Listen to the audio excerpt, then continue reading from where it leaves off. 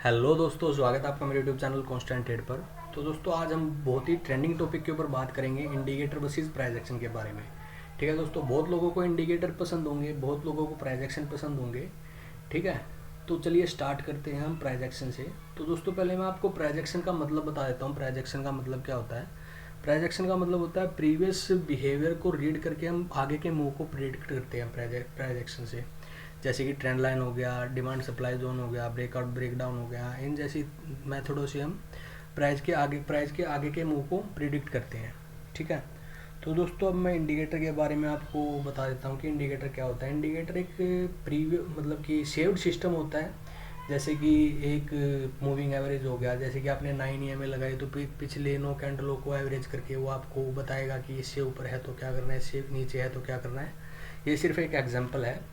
ठीक है, तो दोस्तों इसी से ही हम मतलब कि प्राइस के आगे के मूव को रीड करते हैं। ठीक है, तो दोस्तों मैं आपको बता देता हूँ कि आपके लिए क्या बेस्ट रहेगा और क्या नहीं बेस्ट रहेगा, क्योंकि आप हर एक ट्रेडर का अलग अलग अपना मेथड होता है। ठीक है, तो दोस्तों मैं आपको बताता हूँ, अगर आप कोई भी सिस्टम यूज़ करते हो, इंडिकेटर हो गया या फिर प्राइस एक्शन हो गया, अगर आप इसको अच्छी तरीके से यूज़ करोगे तो आप दोनों में ही अच्छा पैसा बना सकते हो। ठीक है, बट आपको मिनिमम उसको 5 से 6 महीने आपको मिनिमम देने ही होंगे उस चीज़ में, क्योंकि आपको उस सिस्टम की खामियां पता लगेगी और उस सिस्टम की कुछ खूबियाँ भी पता लगेंगी। ठीक है, तो आपको मिनिमम एक सिस्टम को 6 महीने देने हैं। ऐसा नहीं होगा कि पहले आप इंडिकेटर पे थे, 15 दिन आपने इंडिकेटर यूज़ किया, फिर आपने प्राइस एक्शन यूज़ किया। अगर आप ऐसा करते रहोगे तो आपका सेटअप कभी भी काम नहीं आएगा। एक ही सिस्टम को फॉलो करो, पर लॉन्ग टाइम के लिए ही फॉलो करो। ठीक है, बट आप एक सिस्टम को फॉलो करोगे तो आपको अच्छा प्रॉफिट होगा। ठीक है दोस्तों, तो मैं आप ये जो सिस्टम होता है इसको रूल फॉलो करने के लिए रूल होते हैं। ठीक है, जैसे कि आपको मिनिमम आपको 1:2 रिस्क रिवॉर्ड रखना होता है। ठीक है, आप कोई भी सिस्टम यूज़ करो, आप रिस्क रिवॉर्ड को अपने फेवर में ही रखो। ठीक है, तो दोस्तों और अपने कैपिटल का 1 से 2% से ज़्यादा कभी भी यूज़ मत करो। ठीक है, जैसे कि मैं अपने इस सिस्टम पे अपनी ट्रेड करता हूँ। और हाँ, अगर कोई बोलता है कि भाव भगवान है या फिर कुछ भी है, वो है, मेरे लिए ये काम करता है, तो मैं आपको इस सिस्टम के बारे में बता रहा हूँ। ठीक है, तो दोस्तों आप ये सिस्टम यूज़ करो या फिर प्राइस एक्शन यूज़ करो, कोई कुछ भी यूज़ करो, तो आपको कुछ बातें ध्यान में रखनी होंगी। जैसे कि आपको कभी भी अपने कैपिटल का 1 से 2% से ज़्यादा रिस्क नहीं लेना है। ठीक है, और हमेशा आपका रिस्क रिवॉर्ड 1:2 रहेगा।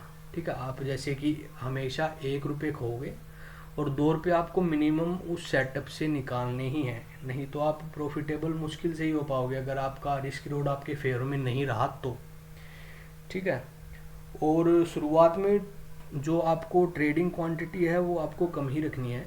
ठीक है, आप शुरुआत में अगर आपको ट्रेडिंग क्वांटिटी कम रहेगी तो आपका जो साइकोलॉजी है वो अच्छी तरीके से डेवलप होगी, और जैसे जैसे आप प्रॉफिटेबल होते रहोगे वैसे वैसे अपनी क्वांटिटी आप इंक्रीज करते जाओगे। ठीक है, तो दोस्तों मैं आपको अपने सिस्टम के बारे में बता देता हूँ। मैं इस सिस्टम का यूज़ करता हूँ, तो इसमें कुछ 5 कंडीशन मैच करनी होती है। ठीक है, अगर आप 5 कंडीशन आपकी किसी भी साइड में मैच है तो आपको वहाँ से बाय या सेल ट्रेड लेनी है। ठीक है, और आपका मिनिमम रिस्क रिवॉर्ड 1:2 होना चाहिए। ठीक है, और पहले ही मैं आपको बता दूँ, आप प्राइस एक्शन भी यूज़ कर सकते हो। मैं प्राइस एक्शन के खिलाफ नहीं हूँ, ना ही मैं इंडिकेटर के खिलाफ हूँ, और जो मेरे लिए काम करेगा वो मैं आपको बता रहा हूँ। ठीक है, जैसे कि इसमें आपको 5 कंडीशन देखनी होती है। 5 कंडीशन बाय की तरफ में मैच है या फिर सेल की तरफ में मैच है, जहाँ पर भी कंडीशन मैच हो वहाँ पे आपको ट्रेड लेना होता है मेरे सिस्टम के इस सिस्टम के उससे।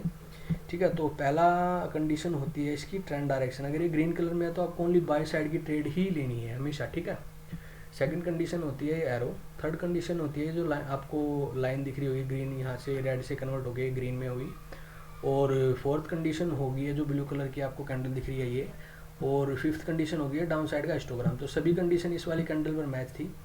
और आपका एस एल, ये जो ब्लू कलर की आपको कैंडल दिख रही होगी यहाँ पे ऊपर की तरफ में जाती है, इसके डाउन साइड में आपका एस एल रहेगा। ठीक है, और जितना भी आपका एस एल रहे उसका 1:2 टारगेट आपको रखना है। ठीक है, अगर आपका 1:2 अचीव हो या तो आप अपने एस एल को ट्रेल कर सकते हो, या फिर आप वहाँ से 1:2 लेके निकल सकते हो। ऐसे ही इसने यहाँ पे भी सेल ट्रेड दिखाई थी, तो इसमें भी 1:2 इसने आराम से दिया है।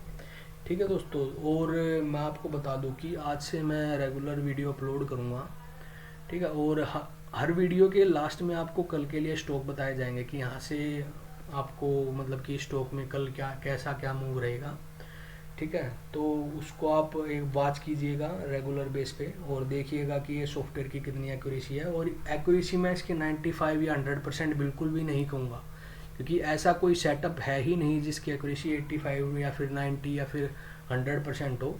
इस सॉफ्टवेयर की एक्यूरेसी 75 to 80% है, ठीक है। बट आपको रिस्क रिवॉर्ड ध्यान में रखना होता है हमेशा जब भी इसके बेस पे आप ट्रेड लेते हो।